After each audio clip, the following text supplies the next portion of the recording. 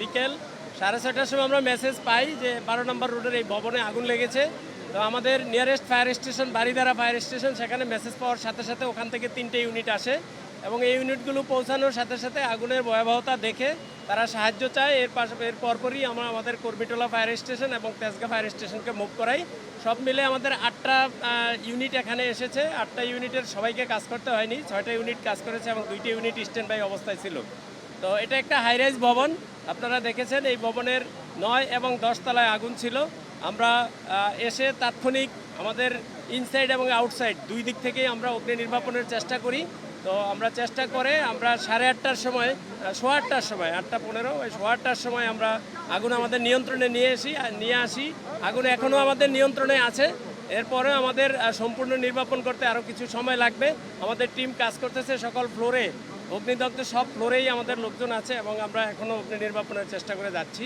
সম্পূর্ণভাবে নির্বাপন করতে হয়তো আরও কিছুক্ষণ সময় লাগবে। তো যে ফ্লোরে আগুন সৃষ্টি হয়েছিল, প্রথমে কোন ফ্লোর থেকে আগুন সৃষ্টি হয়েছে প্রাথমিকভাবে কি বোঝা যায়? প্রাথমিকভাবে যেটা বোঝা যায় 8 তলা থেকেই 9 তলা থেকেই আগুনের সূত্রপাত হয়েছে। এরপর উপরে উঠে আগুন ঊর্ধ্বমুখী, আপনারা জানেন। এরপরেই হয়তো 10 তলায় আগুনটা ছড়িয়েছে। তো খুব বেশি 10 তলায় ক্ষতি হয়েছে, 9 তলায় একটু বেশি ক্ষতি হয়েছে। তো আমরা অগ্নি সম্পূর্ণ নির্বাপনের পর আমরা যখন সার্চ করব তখন আমরা অ্যাকচুয়ালি বলতে পারবো যে কোথায় কি পরিমাণ ক্ষতি হয়েছে। প্রাথমিকভাবে 9 তলা এটা কিসের ভবন, মানে কিসের অফিস ছিল বা কি ধরনের স্থাপনা ছিল? সেখানে হলো ছিল কিনা বুটিক কাপড়ের দোকান বা গোডাউন, এই জাতীয় কাপড় জাতীয় দ্রব্যাদি বেশি ছিল। আর অগ্নি নির্বাপনের যে সরঞ্জামাদি থাকার কথা ভবনে, সেটি কেমন দেখেছেন? অগ্নি নির্বাপনের সরঞ্জামাদি বলতে যেটা থাকার কথা সেটা আছে, বাট আমার যেটা আমরা আপাত দৃষ্টিতে মনে হয়েছে যে এখানে মেনটেন্যান্সের কিছু সমস্যা ছিল, সে কারণে কমপ্লিটলি ওনাদের সিস্টেম যেটা ছিল এটা ভালোভাবে কাজ করেনি।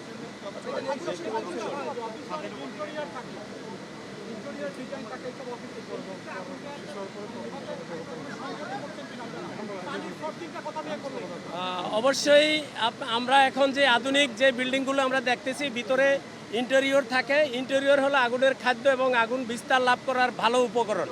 যে সমস্ত বিল্ডিংয়ে ইন্টেরিয়র থাকে এগুলোতে আগুন খুব দ্রুত বিস্তার লাভ করে, আগুন ছড়ায় খুব তাড়াতাড়ি এবং ধোঁয়া সৃষ্টি করে এবং সেখানে অগ্নি নির্বাপনে আমাদের প্রতিবন্ধকতা সৃষ্টি হয়।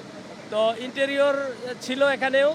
আর আমরা পানির যেটা আমাদের নিজস্ব পানিবাহী গাড়ি থেকে পানি দিয়েছি এবং এই বিল্ডিংয়েরই আন্ডারগ্রাউন্ড রিজার্ভার আছে এবং আশেপাশে 2-1টা বিল্ডিংয়ের আন্ডারগ্রাউন্ড রিজার্ভার থেকে আমাদের পাম্প সেট করে আমরা পানি উপরে উঠিয়েছি। আচ্ছা, সেক্ষেত্রে আপনারা আসার পরে কেউ আটকা পড়েছিল, তাদেরকে আপনারা উদ্ধার করেছেন, এমন কোনো ঘটনা ঘটেছে না? শুরুতেই সকালে বের হয়ে আসতে পেরেছিলেন? না, সবাই বেরিয়ে আসছে। আমরা আসার পর কাউকে আহত নিহত বা এই জাতীয় কাউকে উদ্ধার করতে পারিনি। তারপরেও আমরা যেটা বলছি সেটা হলো যে আমরা এখনও অগ্নি নির্বাপনের কাজ করছি।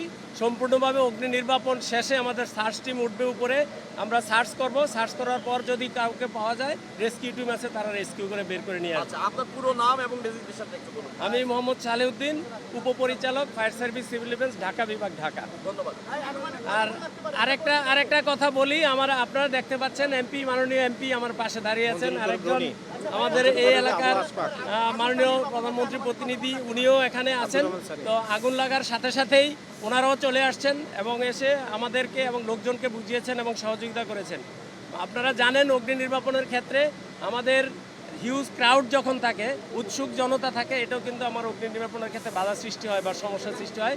ওনারা আসাতে হিউজ ক্রাউড কম হয়েছে, ওনারা রিকোয়েস্ট করে লোকজনকে সরিয়ে দিয়েছেন। এতে আমাদের কাজ করতে সুবিধা হয়েছে। পুরোপুরি নির্বাপন হতে কেমন সময় লাগতে পারে? আসলে আগুন নির্বাপনের কথাটা একুরেটলি বলা যায় না, কারণ আগুন একদিকে জ্বলে আরেকদিকে নিভে, পানি দিলে একটু কমে আবার বাড়ে, এক অবস্থা হতে পারে। অ্যাকচুয়াল টাইম বলা যাবে না, তবে আমরা অগ্নি নির্বাপন শেষ করেই আমাদের লোকজন উপর থেকে নিচে নেমে আসবে। আগুন লাগার ধারণা এখনই বলা যাবে না। আমাদের ওই টিম কাজ করার পর আমরা কি কারণে আগুন লাগতে পারে সেটা খুঁজতে থাকবো এবং সেটা নিয়ে কাজ করবো। আপনাদেরকে ধন্যবাদ।